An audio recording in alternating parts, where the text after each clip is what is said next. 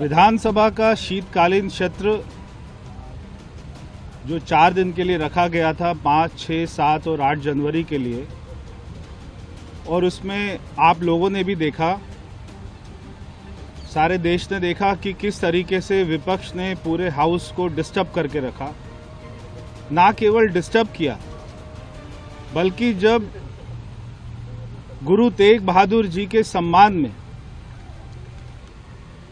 पूरे हाउस के सदस्य, विशेष रूप से सत्ता पक्ष के सदस्य,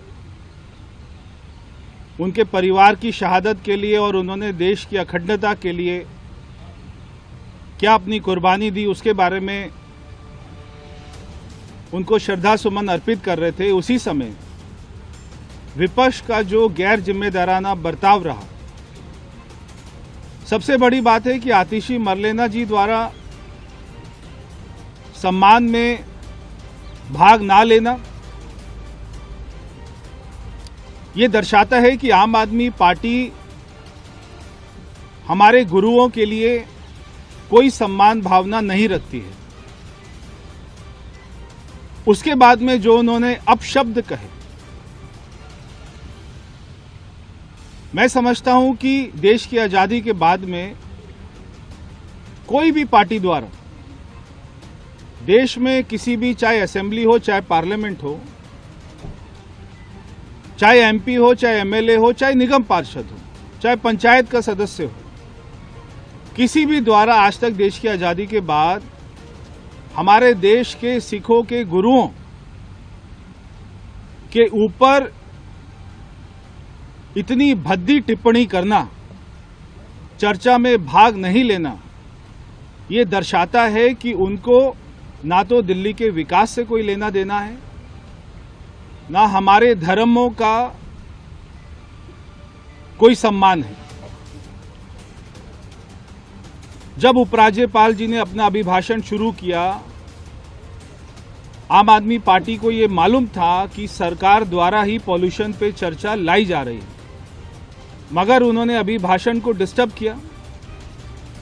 बार बार ये मांग किया कि हम चाहते पॉल्यूशन पे चर्चा हो, और सरकार द्वारा, स्पीकर महोदय द्वारा ये बताया गया कि सरकार पॉल्यूशन के ऊपर चर्चा लाना चाहती है। हमारी मुख्यमंत्री जी ने कहा कि हम लेके आएंगे चर्चा। हमारी सरकार ने 10 महीने में क्या क्या काम किया और उनकी सरकार ने 11 सालों में क्या क्या काम किया, ये दिल्ली की जनता को पता होना चाहिए। और वो चर्चा 7 तारीख के लिए रखी गई थी। क्योंकि वो चर्चा नहीं हुई, इसलिए आप देखिए सरकार की मंशा कि हमने हाउस को एक दिन के लिए एक्सटेंड किया। आज 9 तारीख को फिर से हाउस बुलाया गया ताकि जो सरकार द्वारा रिवाइज एस्टीमेट है उसको पास कराया जा सके। अब अगर आप सोचिए कि रिवाइज एस्टीमेट पास नहीं होंगे तो पूरे दिल्ली में विकास कार्य ठप हो जाएंगे। और आम आदमी पार्टी चाहती भी यही है कि ना तो उन्होंने कोई विकास कार्य किया और ना हमारी सरकार कोई कर सके, ताकि उनको पॉलिटिकल मुद्दों को भुनाने का मौका मिले। आज उपराज्यपाल अभिभाषण के ऊपर भी प्रस्ताव पारित करना है, रिवाइज एस्टीमेट को पास करना है, सरकार द्वारा पॉल्यूशन पर चर्चा लाई जा रही है, बहुत सारे बिलों को भी पास करना है। मैं विपक्ष के नेता आतिशी मरलेना जी, जो 3 दिन से हाउस में आ नहीं रही हैं, दिल्ली में मौजूद हैं, क्योंकि उनको मालूम है कि उनसे गलती हो गई है, मगर माफी मांगने के लिए भी वो हाउस में नहीं आ रही। मगर हमारी मांग है कि उनको माफी नहीं, सजा मिलनी चाहिए। और जब तक सजा नहीं मिलेगी, मैं स्पीकर महोदय का धन्यवाद करता हूं कि उन्होंने पूरे मुद्दे को प्रिविलेज कमेटी में दिया, और जो विपक्ष द्वारा ये बात की गई कि फॉरेंसिक जांच होनी चाहिए पूरे वीडियो की, उसको भी उन्होंने समयबद्ध तरीके से जांच कराने के लिए बोला है। सरकार की मंशा स्पष्ट है कि सरकार चाहे पॉल्यूशन हो, चाहे जल हो, चाहे सीवर हो, चाहे सड़क हो, हर चर्चा के ऊपर तैयार है।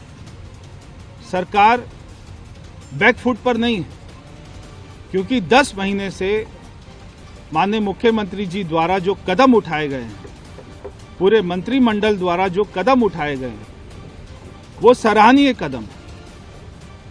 जितने हजारों करोड़ के काम दिल्ली में शुरू हुए हैं, वो सराहनीय कदम है। जो 11 साल में नहीं हुए, वो हमारी सरकार ने 10 महीने में करके दिखाए। इसलिए विपक्ष को ये बात अच्छी नहीं लग रही।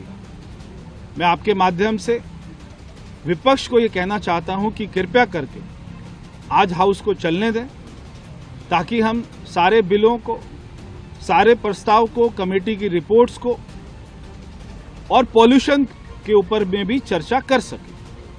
क्योंकि देश में हम देख रहे हैं मीडिया चैनल द्वारा रिपोर्ट दिखाई जा रही है कि कहाँ पे गंदा पानी आ रहा है। दिल्ली के भी हमने वीडियो देखे, तो उसके ऊपर में भी आज मेरे द्वारा, क्योंकि मैं जल मंत्री हूं, स्टेटमेंट दिया जाएगा। हम उसमें भी बताएंगे कि दिल्ली सरकार ने, हमारी सरकार ने पिछले 10 महीनों में क्या क्या काम किए और 11 साल में क्या क्या काम नहीं हुए थे। बहुत बहुत धन्यवाद।